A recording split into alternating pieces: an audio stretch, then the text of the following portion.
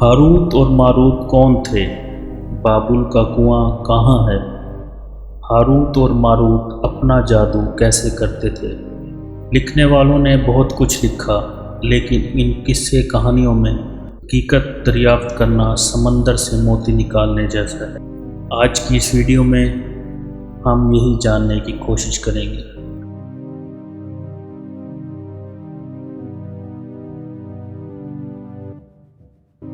روایت کے مطابق حضرت ادریس علیہ السلام کے دور میں اللہ تعالیٰ نے آسمانوں اور زمین کا پردہ ہٹا دیا۔ جب فرشتوں نے انسانوں کو دیکھا تو کہا، اے پروردگار، یہ انسان گناہوں میں جکڑے ہوئے ہیں۔ اگر ہم ان کی جگہ ہوتے تو گناہوں کے قریب بھی نہیں جاتے۔ یہ انسان گناہ گار ہے۔ اللہ تعالیٰ نے فرمایا، انسان کو غصہ اور شہوت دی گئی ہے۔ اگر یہ چیزیں تمہیں دی جائیں تو تم بھی اسی طرح گناہوں میں مبتلا ہو جاؤ گے۔ لیکن فرشتوں نے کہا، ہم ایسا ہرگز نہ کریں گے۔ لہٰذا اللہ کے حکم سے فرشتوں نے اپنی جماعت میں سے 2 فرشتوں کو منتخب کیا جو کہ بہت اطاعت گزار تھے۔ اللہ نے ان دونوں فرشتوں میں انسانی فطرت اور شہوت ڈال کر دنیا میں بھیجا۔ وہ شہر بابل میں خوبصورت انسان بن کر آئے اور قاضی کے کام پر مقرر ہو گئے، جہاں پر وہ لوگوں کے درمیان فیصلے کیا کرتے تھے۔ ایک دن ایک عورت ان کے پاس آئی اور کہا، اس کا شوہر اس پر بہت ظلم کرتا ہے۔ ہاروت اور ماروت اس عورت کی خوبصورتی دیکھ کر اس پر فدا ہو گئے اور اس عورت سے زنا کی خواہش ظاہر کی، جس پر اس عورت نے کہا، یہ اسی صورت ممکن ہے جب تم بتوں کی پوجا کرو، شراب پیو اور میرے خاوند کو قتل کر دو۔ ہاروت اور ماروت نے شراب کو چھوٹا گناہ سمجھ کر پی لیا اور نشے میں دھت ہو گئے اور 2 بڑے گناہ کبیرہ بھی کر ڈالے۔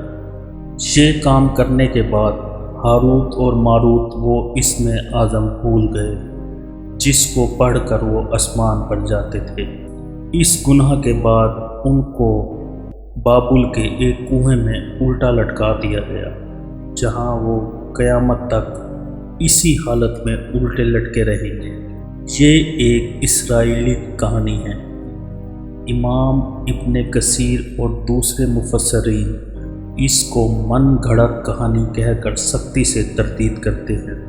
ہاروت اور ماروت کے بارے میں ایک اور روایت کثرت سے پائی جاتی ہے۔ شہر بابل کے لوگ باطل خدا کی پرستش کیا کرتے تھے۔ یہ لوگ علم نجوم اور علم فلکیات میں بہت زیادہ ماہر تھے۔ یہ لوگ ستاروں کی پوجا کیا کرتے تھے۔ یہ لوگ اپنے علوم کی وجہ سے شہر میں خوب فساد پھیلاتے تھے۔ یہ لوگ جادو، تنتر منتر کو بہت اہمیت دیتے تھے۔ یہ لوگ جادو، تنتر منتر میں بہت آگے بڑھ گئے تھے۔ ان کا جادو دور دور تک مشہور تھا۔ جب حضرت سلیمان علیہ السلام کی حکومت آئی، آپ نے ان کو اس شرکیہ عمل سے روکا۔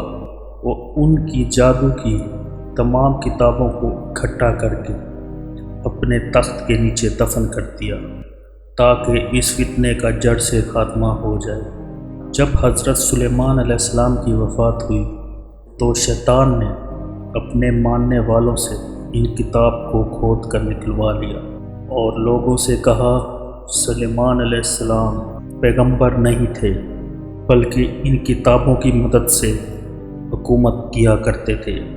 جنات پر قابو، ہوا کو تابع کرنا، ہوا میں اڑنا، سب کچھ وہ ان کتابوں کی مدد سے کیا کرتے تھے۔